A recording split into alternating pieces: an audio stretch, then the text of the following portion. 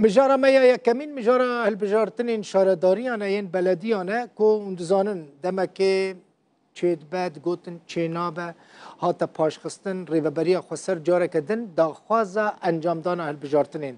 شارداریان دکه هفسروکتیا کمیسیونا بلند یا هالبجارتنان لروج آوای کرسانی راگهان کو هر هریمک لگور دم مر و جهه کو مناسب دبینه دما کو مناسب دبینه دکاره هالبجارتنین خوب که ریوبریا خسر بریار دابو 11 حزیران 2024 ای سال هالبجارتنان لنافچین خو بریوه ببه لی پشتره اول هالبجارتن هاتنا درنگ خستن حتی تباخا ما حیشتان ای سال 2024 لگوری و بریاره جی هالبجارتن و لحفت کانتونین ریوبری بهاتانا کرن لی جبر تهدیدین ترکیه و نرازی بونا امریکا او هالبجارتن چه نبون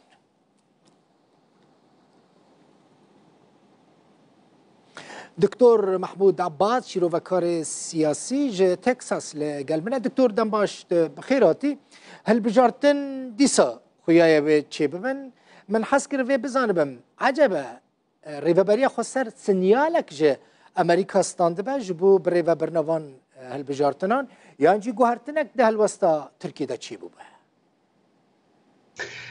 دماتا بينري هجا خوش بي از بخوا نابینم حتی وکی لیکه گو امریکا بریار خویانی میزان نخوا گوهرتیا لسر و هلپجارتنا دما تالی وقتی گو هلپجارتن چی نبو امریکا دا خویا کرن خوشیا خوا گو انو امگل کیف خوش بن انو هلپجارتن چی نبو از بهور دکم حتی هات سینیال نینن و بالتایبت بالتأكيد او كريم بيجم تركيا تجاره و داخليا ياخذ ينقو خوشي اخوا يعني شعبي خوش باه البجارتنا نقري يعني جبرقو او خوش زاني ابل البجارتن دسبيكا قابنا خرطرج بيشتوينا بين يعني بس كم هو كاري بيجي البدي امريكا قالوا شعبي خوشي قرتيا انديركت يعني ريفابريا خسر هاتيا ها وكا قوتي تخوازي ميزين كاوي بريارا امريكا چبي جبر قوت لي ميزيني د بريارا وادا ندانا خويا كرين كنجي بي هالبجارتنا چيبكن وياد دوا ندانا خويا كرين وكا بري هالبجارتن تمامي ببر چيبن دي بريار خصنا دسي كانتونا دا يعني هر كانتونا كي بخوي برياري بدي بالي لفرد دي خويا كرين دديخ ياكرن عليكي با اولا موتورسيكل جمري فبريا خسر بخوهايا انه قالوا امريكا بديسه ديجبي ابا هاد دديخ عليكي دي باش قد ميزينن انه كاتش باندورا تركي بسر امريكا هبي سر فينو شاها هاجر امريكا ارينيكا ندركت دابي دمكا ابا هاوي نامك بي جدجي نيزيكبونا كو روسيا وتركي بالرجيم بشار دكن يا وكا قنامه بي لي از بهور ناكم كهابي بي اصطها از خود ميزينم ريفابريا خسر جم خوا دخوازي ميزين بكاويتش يعني برسفا امريكا ودولتي دي وتركيا ببرسفا واج برسفا امريكا و تهنكي وقت نشان ده تركيا و هالوسط خويا بري نشان بده هم بريوان هالبجارتنان يعني احتمال في جاري بيدنگ به از بخو نابینم امریکا بيدنگ بميني امريكا جبرگو باندور او كارم بيجن باندورا تركي هيا يعني هي كوتي تكلي نب او خود بنقها خود نه باندورا امريكا تانية يعني دولتي دوري تمام جي نب بيش روجا ملاتي كردرن يعني غير كان بينا خوشك بزان بن وكا وقتي قم زانين مثلا باشوري كردستاني تشيبو نبس تركي تاني ديجي رابو تي دولتي دوري تمام ديجي رابون جبرولجي امريكا او بريار دا لفيدري از خود ميزين انه دي سنه كي او خنا ميزين انه والله مثلا انه كو ريبريا خسر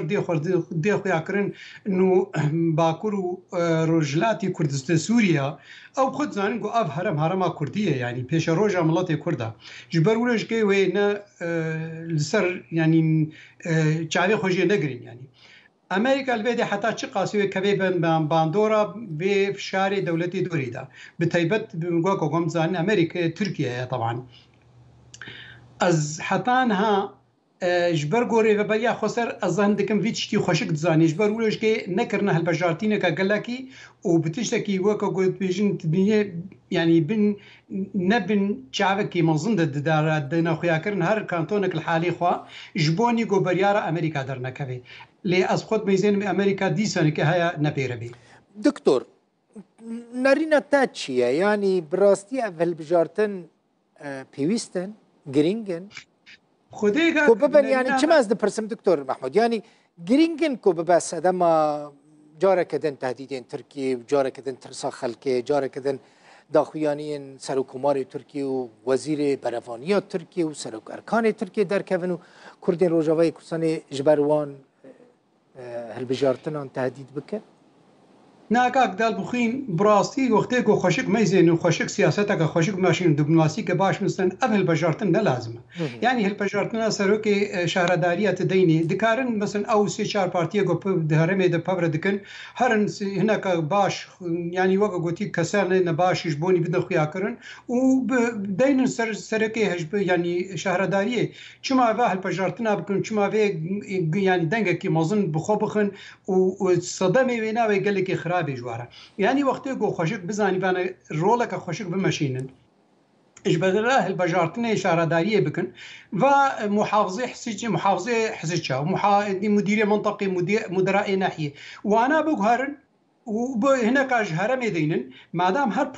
بروبليم ددن خويا كرن وهر وين اكو كيدنا برا وريجيم د تشي بسر هالبجارتني شهرداريه وين ناكو كيدنا با تركيا د بتيبت ويشي ببن غرك كاركي غلكي جرينج بكن انه اب هرمك يعني فدراليه يا تشكيديا ايش بدلاكو برياره دي مربعات امني وقوتي ان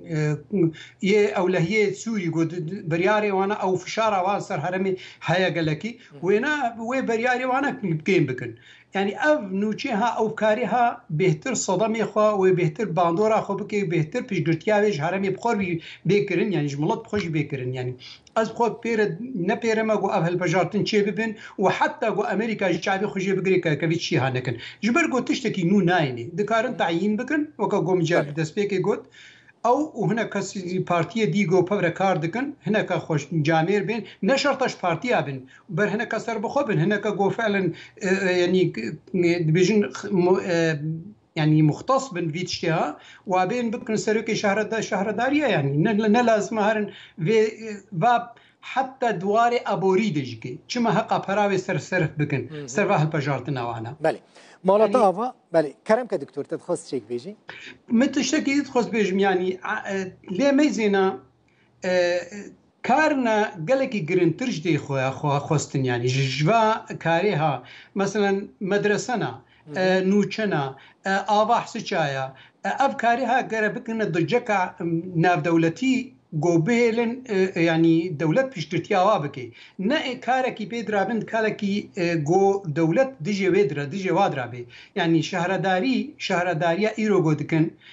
يعني و مثلا هرم کار قاعده بکرن شهرداری کرو اب شهرداری ها و چنو اینی سر عرضه چیکیج ملترا يعني یکی پاسپور کی خوشک دین سر شهرداری نه لازم به بجارتن وری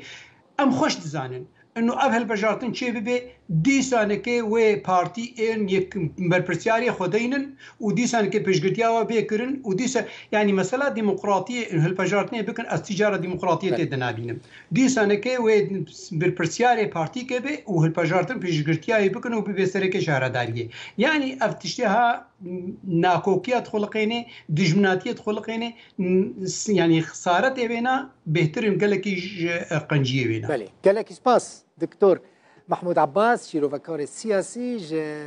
أمريكاش تكساس.